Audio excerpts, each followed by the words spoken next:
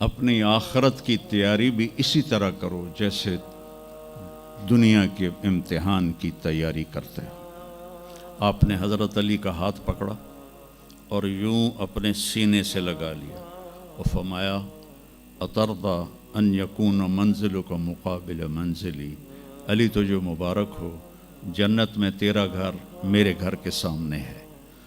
تو وہ رونے لگے۔ لیکن یہی علی جن کو خوشخبری ملی ہے کہ تیرا گھر میرے گھر کے سامنے ہوگا، کسی کو یہ خوشخبری نہیں ملی سوائے مولا علی کے، وہ رات کی مناجات میں روز تڑپتے روتے ہوئے یہ کہتے تھے آہن آہ من قلت الزاد و بعد السفر و وحشت الطریق، ہائے اللہ، ہائے اللہ، ہائے اللہ، میرے پاس عمل تھوڑا ہے۔ تھوڑے عمل والے کا گھر نبی کے گھر کے سامنے بنتا ہے؟ میرا عمل تھوڑا ہے، رستہ تنہا ہے، کبھی دیکھا نہیں اندیکھا ہے، یا اللہ پتہ نہیں میرا کیا بنے گا۔ یہ روز کی پکار اور مناجات تھی۔ اور پھر دنیا کو کہتے الیہ تغررتی، دنیا تو مجھے دھوکہ دیتی ہے، ہی ہاتھ غری غیری، چل دفعہ ہو جا کسی اور کو دھوکہ دے، میں بتتو کی ثلاثہ، میں تمہیں 3 طلاق دے چکا۔ تو جن لوگوں نے آخرت کو بنا لیا وہ کامیاب ہیں، اور جن لوگوں نے آخرت کو نہ بنایا تو وہ کچھ بچے ہڈ بلوں کی ویسی نام لے لیا ہے، سیر کے لیے گئے کشتی کی، تو وہ کہنے لگے ملاح سے چاچا تنو کیمسٹری آمدی؟ اس کہ پتر اج ہی نہ سنیا کی ہوندی ہے؟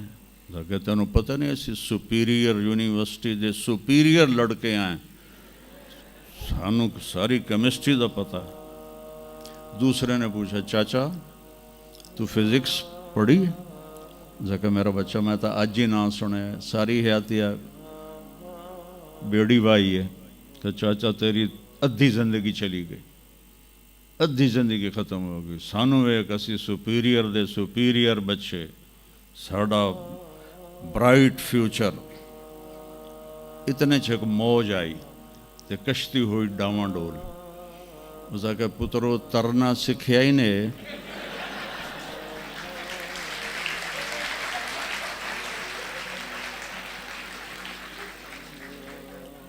وہ آکھن لگے کوئی نہیں سکھیا، سوئمنگ پول کوئی نہیں سپیریئر ہے۔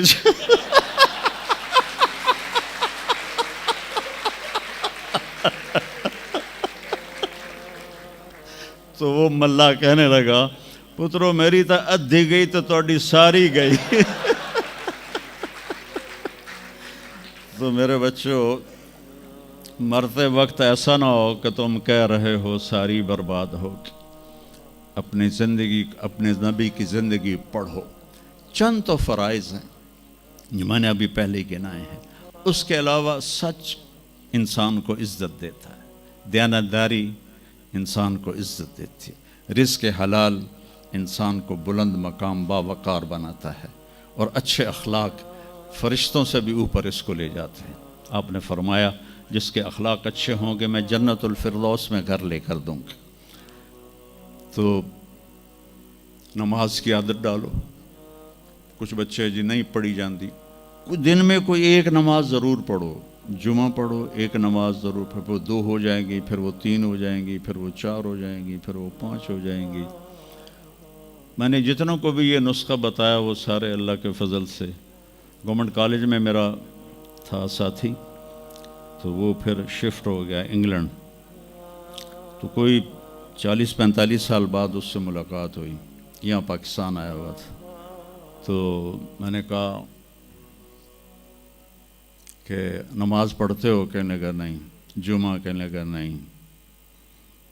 تو میں نے کہا اچھا ایسا کرو، ایک نماز شروع کر دو اور ایک جمعہ شروع کر دو۔ یہ ایک فرد کا واقعہ نہیں، ایسے میں ہزاروں بچوں پر بچیوں پر تجربہ کر چکا ہوں، اور وہ 5 وقت کے نمازی بن گئے۔ تو 2 دن کے بعد فون پہ بات ہوئی تو کہنے لگا یار تو میں نے ایک دسی آئی میں تو پنجے شروع کر دیتی ہیں. وہ ڈرنکنگ بھی کرتا تھا, کالج کے زمانے میں بھی کرتا تھا. کہنے لگا لو جب میں نے نماز شروع کی تو میں نے کہا میری توبہ, میں شراب کو بھی ہاتھ نہیں لگاؤں گا. نماز ایسی چیز اپنی زندگی. اگر کسی کے لیے رخصت ہوتی تو حضرت امام حسین علیہ السلام کے لیے رخصت ہوتی میدان کربلا میں.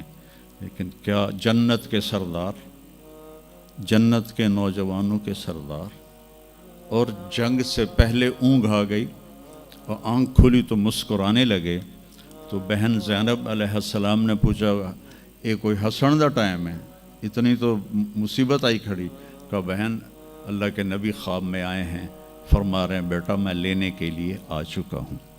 تو اب یہ نماز نہ پڑھتے تو ٹھیک تھا, اتنا تو قتل و غارت چل رہا تھا. لیکن جو ہی ایسے سورج ڈھلا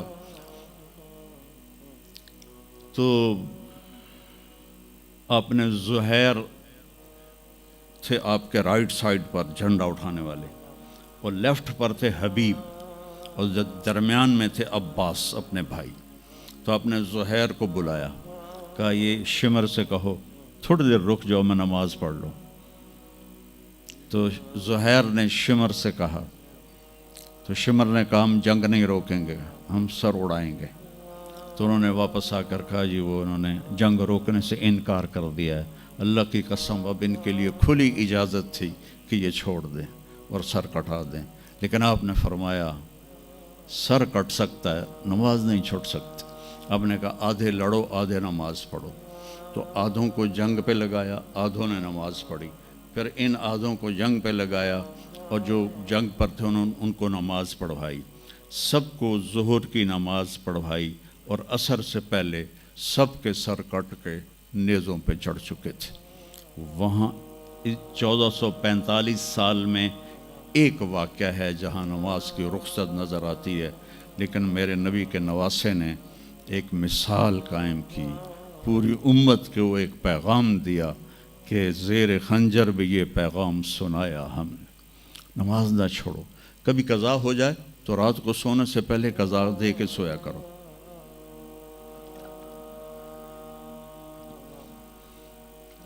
آپس میں کوئی لڑے ہوئے ہو تو کم از کم آج اتنی میری مان کے اٹھنا کہ صلح کر لینا. یہ کوئی بچیاں آپس میں کسی سے بول چال بند ہو, یا آپ بچوں کی آپس میں کوئی بول چال بند ہو, تو ایک دوسرے کو معاف کر دینا. اس سے آپ کے دلوں میں علم کی روشنی زیادہ آئے گی. آپ کے دل میں بغض ہوگا تو علم آئے گا نہیں. تو اگر اپنے حافظے کو اچھا کرنا ہے, اگر اپنے حافظے کو, تو دل سے سب کی نفرت نکال دو, اور پیٹ بھر کے کھانا نہ کھاؤ, اور اپنی نظروں کی حفاظت کرو. آپ کا حافظہ 16 سال والا رہے گا 70 سال تک. حافظے کو خراب کرنے والی یہ چیزیں ہیں. پھر جن سے پڑھتے ہو ان کو عزت دو, ان کا ادب کرو, ان کا احترام کرو. باب العلم ہے حضرت مولا علی کا, میں غلام ہوں اس کا جو مجھے ایک لفظ نہیں ایک حرف, جو مجھے ایک حرف بھی سکھا دے علم کا, میں اس کا غلام ہوں. تو جو آپ کے ٹیچر ہیں یا لیڈی ٹیچر ہیں, وہ آپ کو جو کچھ بھی پڑھاتے ہیں, ان کا احسان ہے آپ پر. آپ ان کو عزت دیں, ان کو احترام دیں. ان میں سے کوئی دعا دے دے گا آپ کا کام بن جائے گا. تو میں اسکول میں تو دعائیں لے نہ سکا استادوں کی, لیکن جب میں مدرسے میں داخل ہوا تو میں نے اپنے سارے استادوں کی دعا لی ہوئی ہے, ان کی عزت اور ان کے احترام سے. تو چونکہ آج کل بہت زیادہ آزاد ماحول ہو گیا ہے, تو وہ اپنے ٹیچر کو ایزی لیتے ہیں کہ کوئی ان کی بےعزتی کر دے, کوئی ان کے آگے بگڑ جائے تو اس کو برا نہیں سمجھا جاتا. لیکن بیٹا کتاب ایک ذریعہ ہے, علم آسمان سے آتا ہے, اور اس کے میں ذریعہ استاد ہوتا ہے. اور استادوں کو بھی کہتا ہوں کہ اپنے منصب کا خیال رکھو, اور اپنے پڑھانے کو اپنا فریضہ سمجھ کے ادا کرو.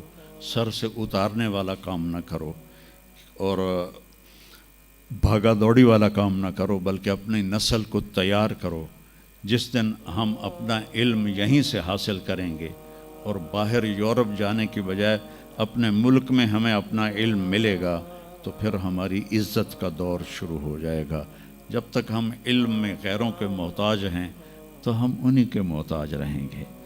تو یہ چند ایک باتیں آپ کی خدمت میں ہیں، اور جب آپ کو چھٹیاں ہوں تو تبلیغ میں کچھ وقت ضرور لگائیں، اس سے آپ کو فائدہ ہوگا۔